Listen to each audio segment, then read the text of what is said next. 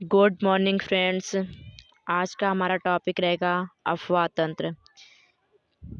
हिमालय की नदियाँ प्रायद्वीपीय भारत की नदियों की तुलना में काफ़ी अधिक लंबी हैं।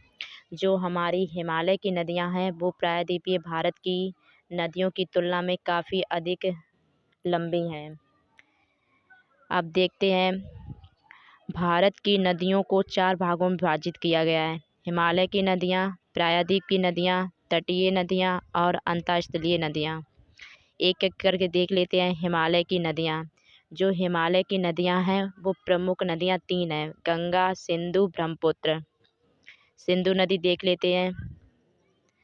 यह नदी तिब्बत 51-80 मीटर की ऊंचाई पर मानसरोवर झील से निकलती है। जो हमारी सिंधु नदी है वो ऊंचाई मानसरोवर झील से निकलती है।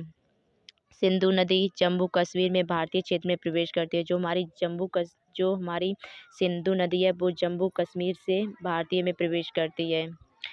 और सिंधु संधि के अनुसार भारत सिंधु नदी का करीब 20% जल का दावेदार है। जो सिंधु नदी की सबसे बड़ी सहायक नदी है वो चीनाब नदी है। भारत यानी कि गंगा नदी का मैदान में प्रवेश हरिद्वार में होता है। जो हमारी गंगा नदी है उसका प्रवेश हरिद्वार से होता है। और गंगा नदी को बांग्लादेश में हम पद्मा के नाम से जाना जाता है। और गंगा नदी बंगाल की खाड़ी में डेल्टा बनाती है जिसे हम सुंदरबन कहते हैं। जो हमारा लखनऊ शहर है उसमें गोमती नदी के किनारे अवस्थित है। और जो कोसी नदी है, इस नदी का उद्गम कोसी नदी है उसका उद्गम कंचनजंगा पर्वत से है।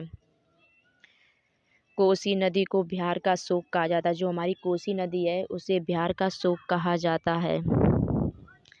अब गंगा नदी के महत्वपूर्ण कुछ देख लेते हैं। गंगा में दाएं से आकार मिलने वाली प्रमुख सहायक नदियां रामगंगा, गोमती, घाघरा, कोसी एवं महानंदा। गंगा से बाएं ओर से मिलने वाली प्रमुख सहायक नदियां जमुना, सोन। गंगा बंगाल की खाड़ी में मिलते समय डेल्टा बनाती हैं जिसे सुंदरबन कहा जाता है। जो भारत की सबसे बड़ी डेल्टा है।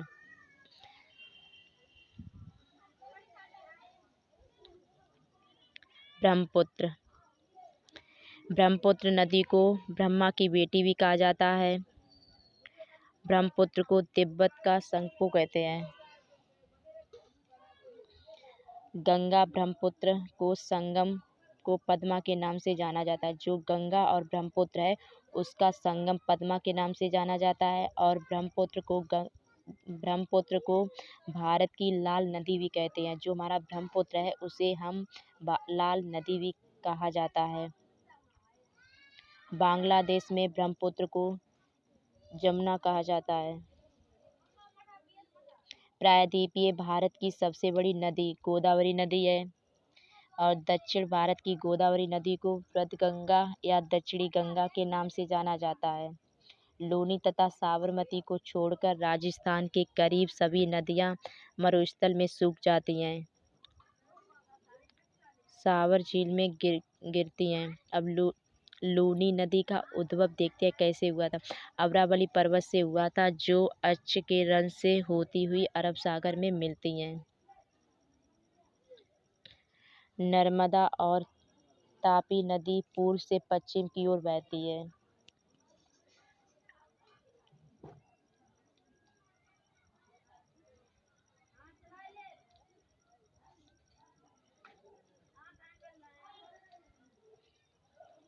अगर गाइज आप लोगों को मेरी वीडियो पसंद आई हो तो चैनल को सब्सक्राइब करना ना भूलें।